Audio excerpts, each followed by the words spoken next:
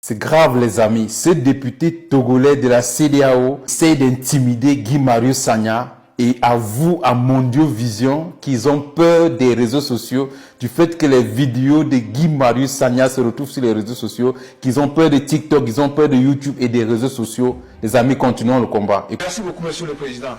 Il insulte à la limite les pays et les chefs d'État. Monsieur le Président, ce n'est pas normal. Si quelqu'un est un activiste, qu'il se débarrasse de son habillement d'activiste dans cette salle, Monsieur le Président. Et il le fait, quand il fait ça, il enregistre, après, il met ça sur TikTok, sur YouTube, sur les réseaux sociaux.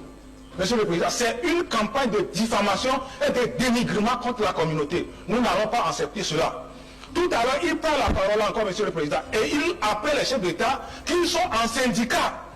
Monsieur le Président, un peu d'humilité, un peu de raison, Monsieur le Président. Il faut que vous appelez notre collègue à l'ordre.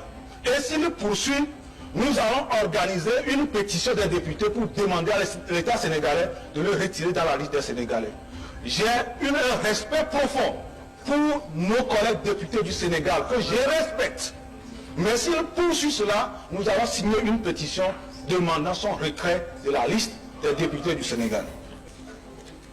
Alors, Monsieur le Président, je voudrais nous rappeler qu'en prenant fonction ici, chaque parlementaire prête serment. Que chacun relise les termes du serment que nous prêtons.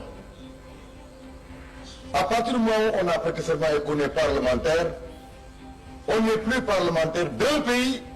Cela ne veut pas dire qu'on doit insulter les chefs d'État. Il ne veut pas dire l'affaire de Barbarie.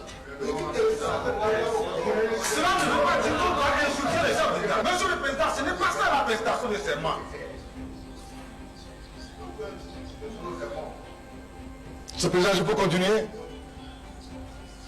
Je voudrais inviter mes camarades, mes collègues qui semblent être surexcités parce que cette à se respecter eux-mêmes. Nous nous respectons. Et à respecter leurs collègues parce que quand ils parlent, on ne les coupe pas. Et quand on est courtois, on écoute son prochain.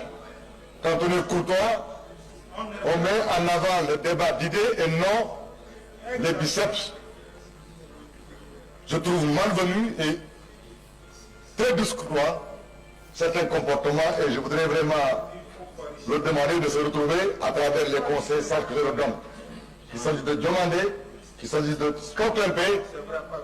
Je ne vous permets pas de me traiter comme ça, parce que quand vous parliez, j'étais là à côté de vous, et j'avais mon point de vue à dire. Monsieur le Président, si vous ne pouvez pas le discipliner, moi, par les idées, je vais leur demander de se conformer au règlement intérieur et d'avoir la politesse, la courtoisie d'écouter. Quand on est fort, sûr de son idée, quand on a des convictions, on doit être capable d'écouter. Ça ne sert à rien de se plier ici, de gazouiller comme des oiseaux. Non, il faut développer, argumenter. Je disais qu'en prêtant serment, on était dans une posture de ne pas être intimidé par quelque État, par quelque groupe que ce soit. Le serment que nous prêtons nous donne la liberté et la plénitude de nos ressources pour développer ici les idées que nous développons au nom de la communauté et non au nom d'un pays. Aujourd'hui, nous sommes en train d'étudier les 3 derniers rapports pays. Et vous voyez, rien que nous-mêmes qui sommes là, il y en a qui prennent dans le rapport pays des positions contre des pays. Vous l'avez entendu tout de suite. Le cas des 2 premiers intervenants sur le rapport pays de la Sierra Leone. Nous devons faire attention, compte tenu du contexte, compte tenu des velléités de cessation, de séparation.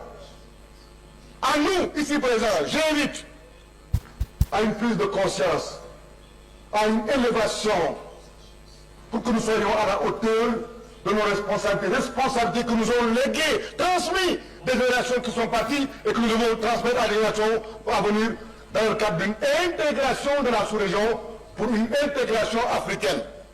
Arrêtons des points de vue qui relèvent de la petitesse d'être et d'esprit et qui sont là pour défendre des intérêts de clans et de clics. Respectons-nous, respectons la communauté, respectons l'histoire.